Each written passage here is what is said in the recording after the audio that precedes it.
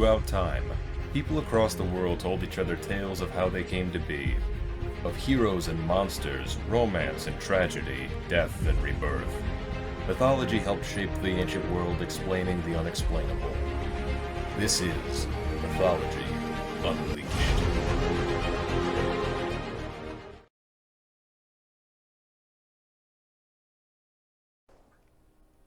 As the days grow longer in the northern hemisphere, and the vernal equinox arrives, spring begins to take hold.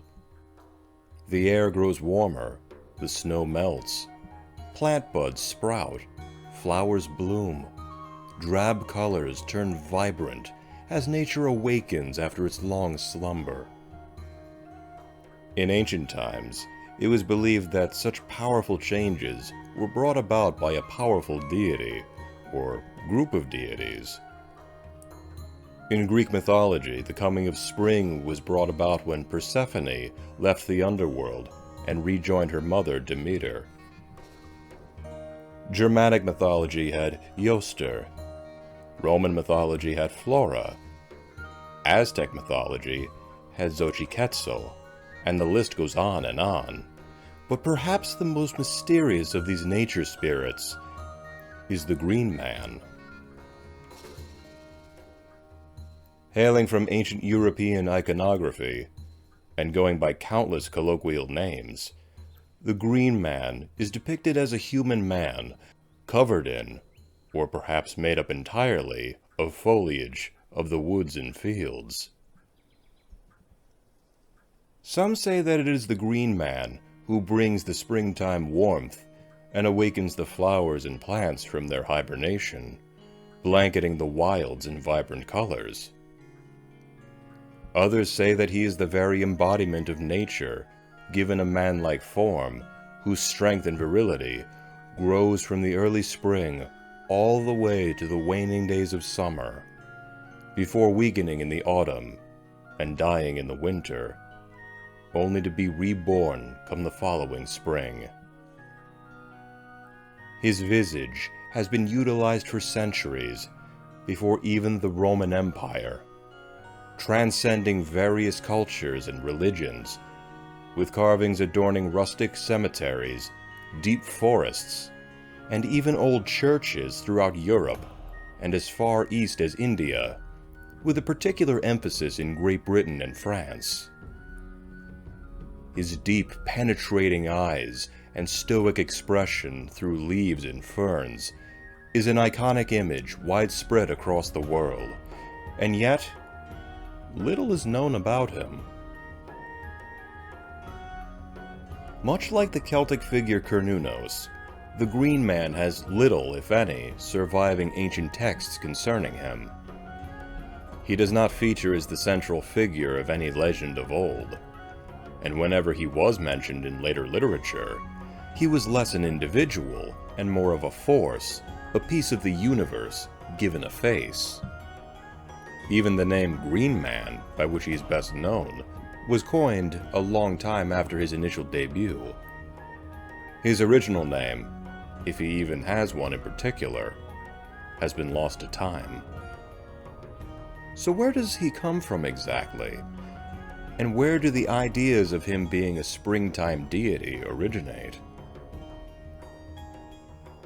Many, if not all, cultures on Earth have some variant of a wild man, a humanoid figure who bridges the gap between humanity and nature, such as Cernunnos, Pan, centaurs and satyrs, Veles, Enkidu, the Yeti, and more, though these figures often were more animal-like in appearance, rather than made up of or covered in vegetation. The common image of a man in foliage would come along later, perhaps tying into ancient Celtic beliefs of mankind originating from nature, from the very land itself. It has been theorized that this iconography served as a bridge between ancient pagan religions and the fledgling Christian religion that was quickly gaining strength in the Celtic lands, and before its eventual Reformation period, hence why the foliate head motif is found both on cathedral walls and in sacred places of antiquity. By at least the 16th century, the term green man in England referred to a man covered in leaves as part of a festival celebration or parade, such as May Day celebrations, often as a whiffler or crowd control. Could this green man character be harkening back to some ancient figure with no name? Not necessarily, but in 1939, Julia Somerset, Lady Raglan, wrote a highly criticized article in the Folklore Journal, connecting the foliate head motif of medieval architecture with other concepts such as the green man of May Day celebrations and ancient festivals, proposing that this leaf-covered being represented a pagan fertility figure, and granting him the name Green Man forevermore. Though Lady Raglan's evidence was circumstantial at best, and is still hotly debated by folklorists to this day, thanks to her article, the Green Man became the catch-all name for many nature beings covered in leaves and vegetation, whether they be carvings on church walls, motifs in medieval and Renaissance artwork, or fun characters of traditional holidays. Thanks to her article, the Green Man became a figure of New Age folklore, seen today as a symbol of nature and renewal. Theories of the Green Man's origin, identity, and true purpose are as many as there are leaves on the trees. Is he some pagan god or spirit or figure of worship, representing the very embodiment of nature? Could he be an amalgamation of such entities, given a new form? Is he merely a piece of art, widely replicated and glorified through culture and oral folklore? Whatever the reason, it does not truly matter. People see these foliate faces and feel immense power radiating from what is in essence a simplistic design.